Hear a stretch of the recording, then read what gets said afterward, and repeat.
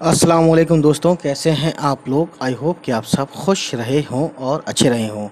तो आज की वीडियो है एक नज़्म जिसका नाम है दिवाली के दीप। ठीक है, इस नज़्म को इस वीडियो में आपको एक तो ये पता चलेगा कि इसको कैसे पढ़ते हैं, और ये दूसरी चीज़ ये कि आपको ये नज़्म पूरी याद होगी सुन सुन के।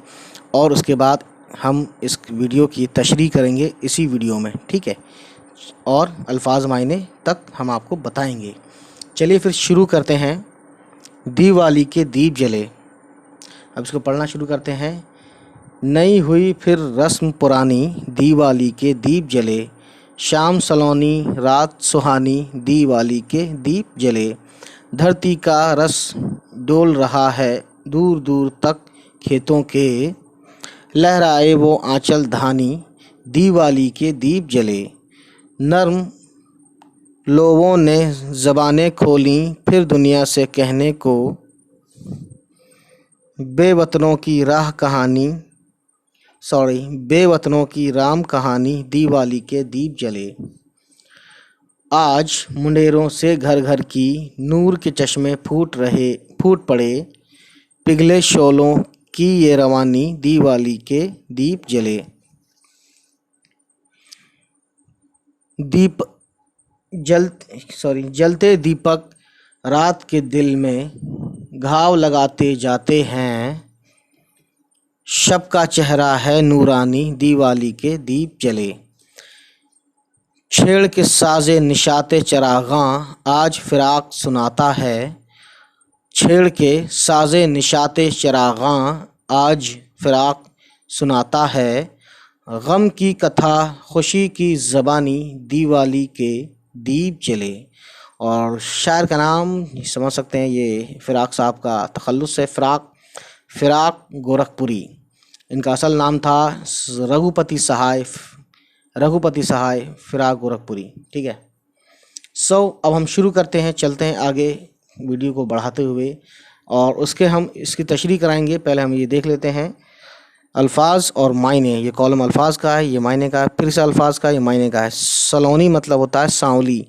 नूर मतलब रोशनी। घाव यानी ज़ख्म, ये तो जानते हैं आप। मुंडेर बोलते हैं सरे दीवार का ऊपरी हिस्सा, यानी दीवार का ऊपर हिस्सा मुंडेर बोलते हैं। ठीक है। रवानी यानी बहाव। कथा कहानी या दास्तान। ठीक है गाइस, अब देखते हैं पेज पलट कर।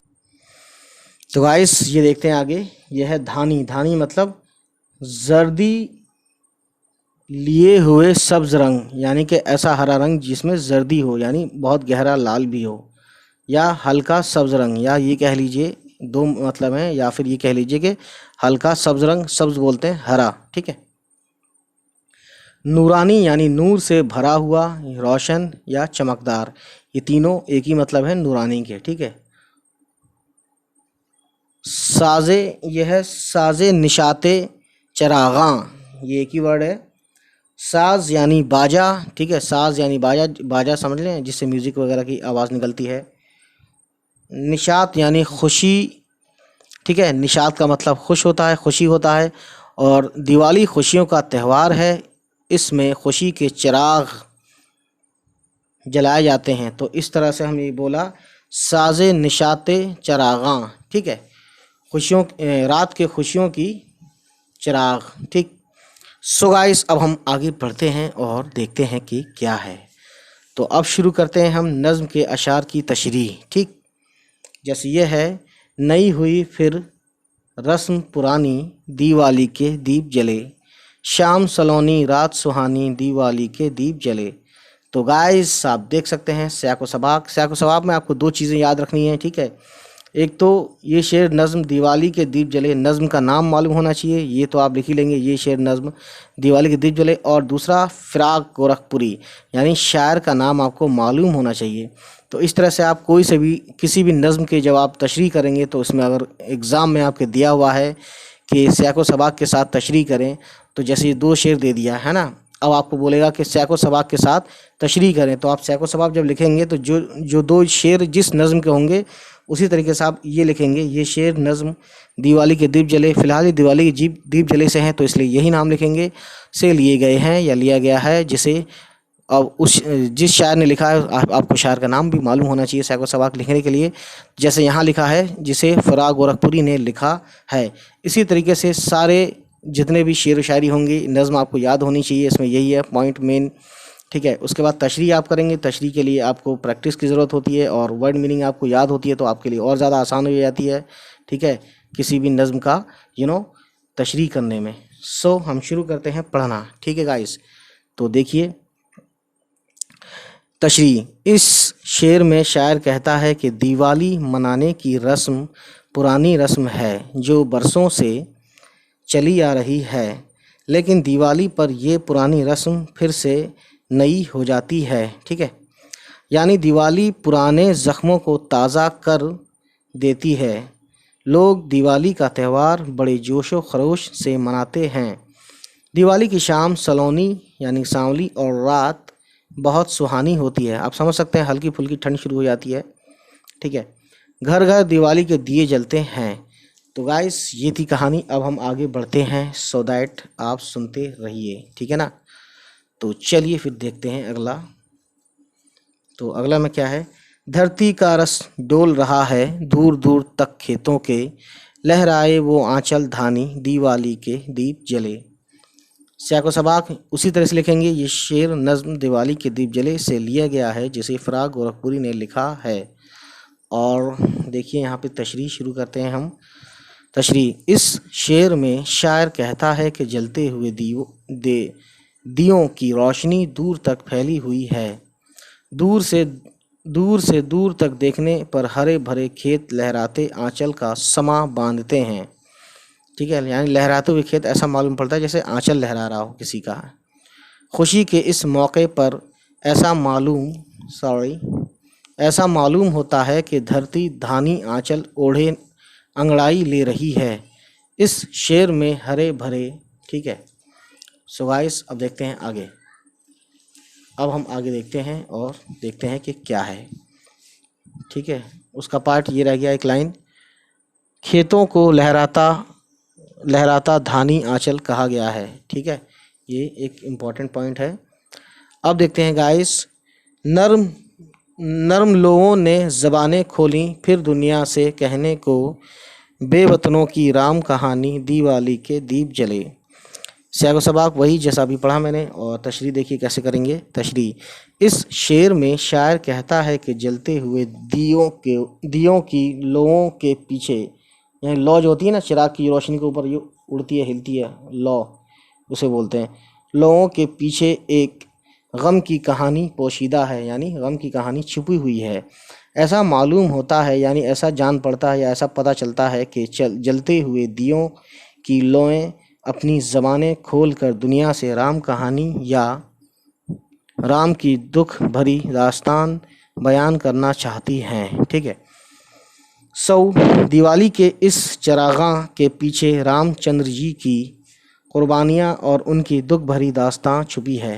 तो ये एक मैसेज है। आप जानते हैं दिवाली क्यों मनाई जाती है, जिसको नहीं पता वो समझ सकता है और सर्च करके पता कर सकता है। बहुत आसान है आज के ज़माने में कोई भी चीज़ पता करना, ठीक है। अब देखिए, आज मुंडेरों से घर घर की नूर के चश्मे फूट पड़े, पिघले शोलों की ये रवानी दिवाली के दीप जले। सो गाइस अब देखते हैं बहुत ही अच्छे से। सैको सबाक वही है, ठीक है, सेम, क्योंकि सेम नज़म का है तो जाहिर है सब कुछ सेम होगा। तशरीह देखते हैं। इस शेर में शायर कहता है कि दिवाली के दिए रोशन ये थोड़ा दिख नहीं रहा है, होने की वजह से आज हर घर की मुंडेर से नूर बरस रहा है, ठीक है। दिवाली के दिए इस रवानी से जल रहे हैं जैसे हर तरफ नूर के चश्मे फूट पड़े हों।